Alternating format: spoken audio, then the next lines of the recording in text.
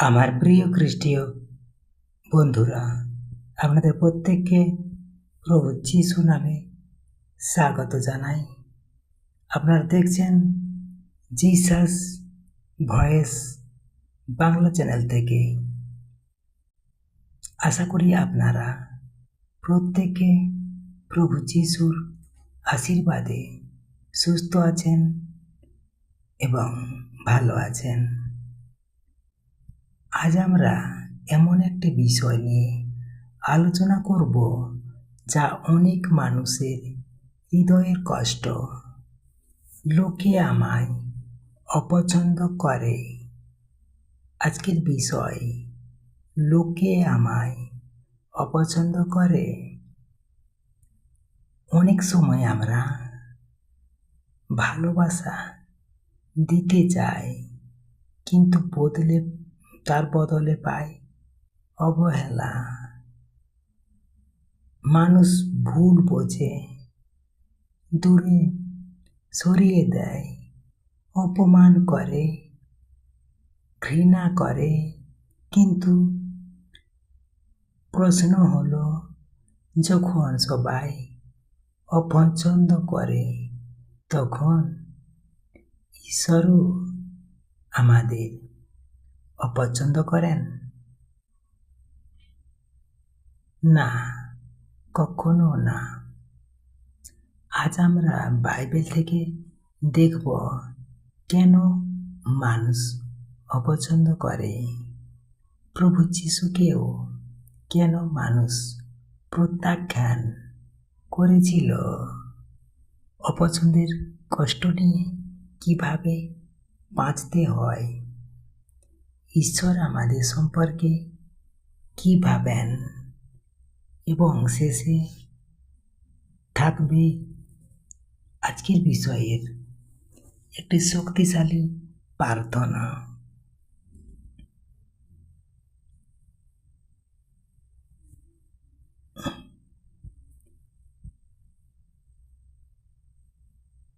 মূল বাইবেল পাঠ। আজকের বিষয় ভিত্তি করে আমরা এখন বাইবেল থেকে একটি বাক্য দেখি। বাক্যটি নেওয়া হয়েছে যোহন 15 অধ্যায় 18 থেকে 19 পদ। জগৎ যদি তোমাদিগকে ঘৃণা করে, তবে জানিও সে তোমাদের আগে আমাকে ঘৃণা করিয়াছে। তোমরা যদি জগতের হইতে, তবে জগৎ আপন লোকদিগকে ভালোবাসিত।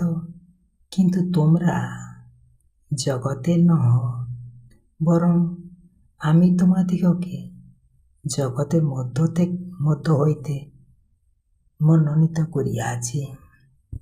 এই জন্য জগৎ তোমাদিগকে ঘৃণা করে। আমেন। আমরা আরেকটি বাইবেল থেকে বাক্য দেখব। বাক্যটি নেওয়া হয়েছে গীত সংহিতা 27 অধ্যায়ের 10 পদ।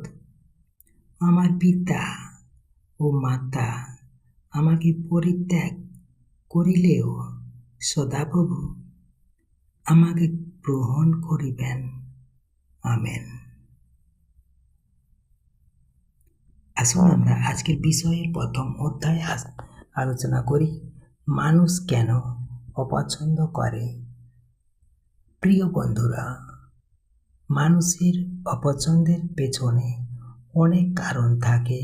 কখনো হিংসা, ভুল বোঝাবুঝি, ঈর্ষা, স্বার্থ, আপনার সরলতা, অথবা আপনার ঈশ্বর ভক্তি। মানুষ অনেক সময় এমন কাউকে অপছন্দ করে যে সত্য কথা বলে। হালেলুয়া। আমরা বাইবেল থেকে বাক্য দেখব। বাক্যটি নেওয়া হয়েছে প্রথম শমূয়েল 18 অধ্যায়ের 8 থেকে 9 পদ। শাউল দাউদকে খুব অপছন্দ করিতে লাগিল। আমেন। দাউদ কি ভুল করেছিলেন না। দাউদের আশীর্বাদ দেখে শৌলের মনে ঈর্ষা জন্মেছিল। এর থেকে আমরা শিক্ষা পাই, সব অপছন্দ আপনার দোষের কারণে হয় না। কখনো কখনো আপনার জীবনেরও আশীর্বাদই অন্যের বিরক্তির কারণ হয়। হালেলুয়া। আমরা আজকের বিষয়ে 2য় অধ্যায় এখন আলোচনা করি। প্রভু যিশুকেও মানুষ অপছন্দ করেছিল। বাইবেল থেকে বাক্য দেখি, যিশায় 53 অধ্যায় 3 পদ। তিনি মনুষ্যদের দ্বারা তুচ্ছ ও পরিত্যক্ত ছিলেন, যিনি অসুস্থকে সুস্থ করলেন, অন্ধকে চোখ দিলেন, পাপীকে ক্ষমা করলেন। সেই প্রভু যিশুকেও মানুষ ঘৃণা করেছিল। কারণ কি ছিল? কারণ প্রভু যিশুর আলো অন্ধকারকে প্রকাশ করেছিল। আমরা বাইবেল থেকে একটি বাক্য দেখব। বাক্যটি নেওয়া হয়েছে যোহন 3 অধ্যায় 20 পদ। যে মন্দ কাজ করে সে আলোকে ঘৃণা করে। আমেন। আপনি যদি সত্যের পথে চলেন, সবাই আপনাকে অপছন্দ করবে না। হালেলুয়া। এখন আমরা 3য় অধ্যায় আলোচনা করব।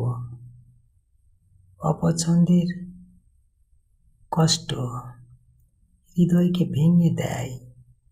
অনেক মানুষ বাইরে হাসে কিন্তু ভিতরে কাঁদে। পরিবার অপছন্দ করে, আত্মীয় দূরে রাখে, বন্ধুরা এড়িয়ে চলে, সমাজ ছোট করে দেখে। এই কষ্ট খুব গভীর। আমরা বাইবেল থেকে একটি বাক্য দেখব। বাক্যটি নেওয়া হয়েছে গীত সংহিতা 69 অধ্যায়ের 20 পদ। 69 অধ্যায়ের 20 পদ। অপমান আমার হৃদয় ভগ্ন করিয়াছে। আমেন। দাউদও এই কষ্ট অনুভব করেছিলেন। বাস্তব কথা, মানুষের প্রত্যাখ্যান আত্মবিশ্বাস ভেঙে দেয়। মানুষ ভাবে, আমি কি এত খারাপ? আমাকে কেউ ভালোবাসে না? ঈশ্বর কি আমাকে ভুলে গেছেন? কিন্তু না। হালেলুয়া। আমরা এখন আজকের বিষয়ে 4র্থ অধ্যায় আলোচনা করব। ঈশ্বর আপনাকে অপছন্দ করেন না। বাইবেল থেকে একটি বাক্য দেখি। বাক্যটি নেওয়া হয়েছে জেরেমিয়া 31 অধ্যায়ের 3 পদ।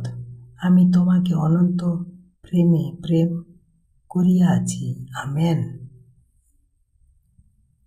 মানুষ বদলে যায়, মানুষের ভালোবাসা শর্তযুক্ত, কিন্তু ঈশ্বরের ভালোবাসা চিরস্থায়ী।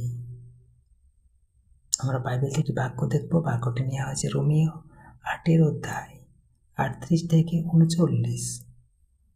38 থেকে 39 পদ। কিছুই আমাদের ঈশ্বরের প্রেম হইতে পৃথক করিতে পারিবে না। আমেন। এখানে আপনারা মনে রাখুন, সবাই ছেড়ে গেলেও ঈশ্বর থাকেন, আপনার মধ্যে থাকেন, আপনাকে কখনো ঈশ্বর ছেড়ে যাবেন না। সবাই অপমান করলেও ঈশ্বর আপনাকে সম্মান দেন। সবাই ঘৃণা করলেও প্রভু যিশু আপনাকে ভালোবাসেন। হালেলুয়া। আসুন আমরা আজকে বিষয়ের ৫ম অধ্যায় আলোচনা করব। অপছন্দের সময় কি করবেন? ১ নম্বর পয়েন্ট, ঈশ্বরের কাছে যান।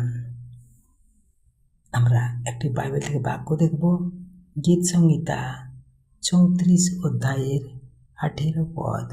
যাহাদের হৃদয় ভগ্ন সদাপ্রভু তাহাদের নিকটবর্তী। আমেন। মানুষ দূরে সরলেও ঈশ্বর কাছে আসেন। ২ নম্বর পয়েন্ট এখন দেখি, নিজেকে ঘৃণা করবেন না। অনেক মানুষ অন্যের কথায় নিজেকে তুচ্ছ করে, কিন্তু আপনি ঈশ্বরের সৃষ্টি। আমরা আরেকটি বাক্য দেখব। বাক্যটি নেওয়া হয়েছে গীত সংহিতা ১৩৯ অধ্যায়ের ১৪ পদ। আমি ভয়ঙ্কর রূপে ও আশ্চর্য রূপে নির্মিত। আমেন। ৩ নম্বর পয়েন্ট, ক্ষমা করতে শিখুন। বাইবেল থেকে বাক্য দেখব। বাক্যটি নেওয়া হয়েছে মথি ৫ অধ্যায় ৪৪ পদ। তোমাদের শত্রুদিগকে প্রেম করো। আমেন। ক্ষমা মানে ভুলকে সমর্থন করা নয়। ক্ষমা মানে নিজের হৃদয়কে মুক্ত করা। হালেলুয়া।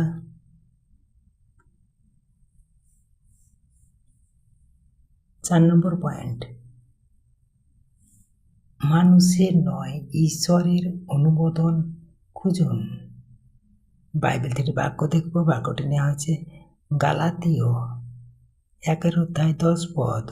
আমি কি মনুষ্যদের সন্তুষ্ট করিতে চেষ্টা করি, না ঈশ্বরকে? সবাইকে খুশি করা সম্ভব নয়, কিন্তু ঈশ্বরকে সন্তুষ্ট করা সম্ভব। হালেলুয়া। আমরা আজকে বিষয়ের ৬ষ্ঠ অধ্যায় এখন আলোচনা করব। বাইবেলের মানুষ যারা অপছন্দের শিকার হয়েছিলেন, যেমন যোসেফ, তার ভাইরা তাকে অপছন্দ করেছিল, তাই তাকে ধরে একটি কূপের মধ্যে ফেলে দিয়েছিল, কিন্তু ঈশ্বর তাকে মিশরের প্রধানমন্ত্রী বানালেন। আমরা আরেকটি উদাহরণ দেখি। দাউদ, শাউল তাকে হত্যা করতে চেয়েছিল, তবুও দাউদ ঈশ্বরকে আঁকড়ে ধরেছিলেন। আমরা আরেকটি উদাহরণ দেখি বাইবেল থেকে। বন্ধুরাও,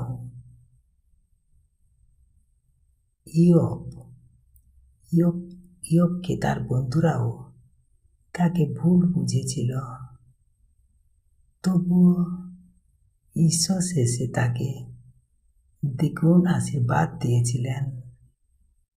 আমরা আরেকটি উদাহরণ দেখি। প্রভু যিশু সবচেয়ে বেশি প্রত্যাখ্যাত হয়েছিলেন, কিন্তু তিনি বিশ্বের ত্রাণকর্তা। হালেলুয়া।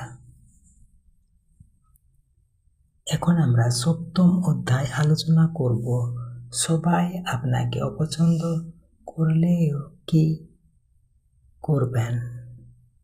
শান্ত থাকুন, প্রার্থনা করুন, সৎ পথে থাকুন, নিজেকে ছোট ভাববেন না। ঈশ্বরের সময়ের অপেক্ষা করুন। আমরা একটি বাক্য দেখব বাইবেল থেকে। বাক্যটি নেওয়া হচ্ছে রোমিও 12 অধ্যায় 18 পদ। যত দূর সম্ভব সকল মানুষের সহিত শান্তিতে বাস করো। আমেন। হালেলুয়া। এখন আমরা 8ম অধ্যায় আলোচনা করি। হৃদয় ছুঁয়ে যাওয়া বাস্তব উদাহরণ। একটি ছেলে ছিল, সবাই তাকে অবহেলা করত, স্কুলে হাসাহাসি করত, পরিবারেও গুরুত্ব দিত না। সেই রাতে কাঁদতে কাঁদতে বলল, হে প্রভু, কেউ আমাকে ভালোবাসে না। সেই রাতে সে, আমরা গীতসংগীতার 27 অধ্যায়ের 10 পদ সে পড়েছিল, আমার পিতা ও মাতা আমাকে পরিত্যাগ করিলেও সদাপ্রভু আমাকে গ্রহণ করিবেন। আমেন। সেই বাক্য তার জীবনে বদলে দিল। আজ সে ঈশ্বরের সাক্ষ্য বহন করছে। হালেলুয়া। এখন আমরা 9ম অধ্যায় আলোচনা করব। আত্মবিশ্বাস ফিরিয়ে আনার ঈশ্বরীয় সত্য। বাইবেল থেকে একটি বাক্য দেখব। বাক্যটি নেওয়া হয়েছে এফেসীয় 2 অধ্যায় 10 পদ। আমরা তাঁহারই সৃষ্টি। আমেন। আপনি দুর্ঘটনা নন, আপনি ঈশ্বরের পরিকল্পনা। আমরা আরেকটি বাক্য দেখি। বাক্যটি নেওয়া হয়েছে যিশায় 43 অধ্যায়ের 4 পদ। তুমি আমার দৃষ্টিতে মূল্যবান। আমেন। ঘোষণা করুন, আমি ঈশ্বরের সন্তান, আমি প্রত্যাখ্যাত নই। যিশু আমাকে ভালোবাসেন, ঈশ্বর আমাকে ভুলে যাননি। আমেন। ঈশ্বর তার আপন বাক্যে প্রত্যেককে আশীর্বাদ করুন। আমেন। জয় যিশু। আসুন আমরা আজকের বিষয় ভিত্তি করে এখন আমরা একটি শক্তিশালী প্রার্থনা দেখি।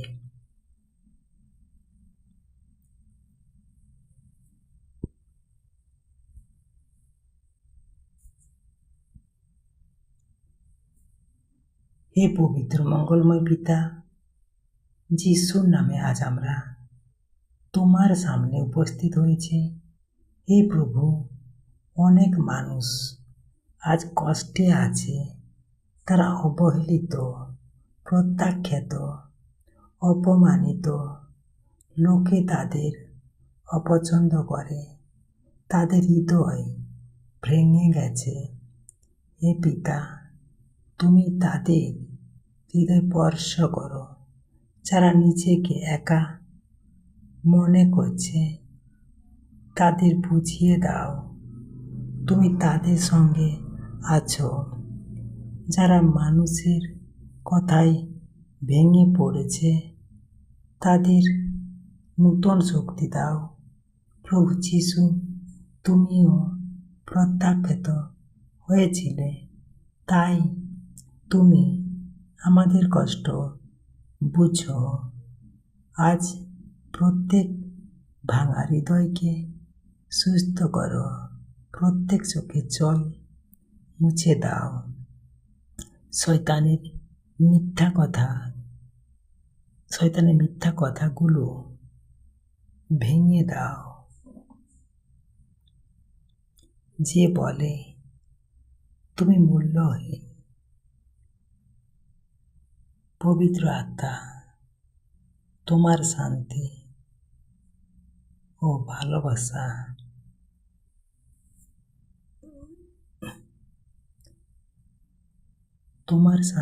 ভালোবাসায় পূর্ণ করো।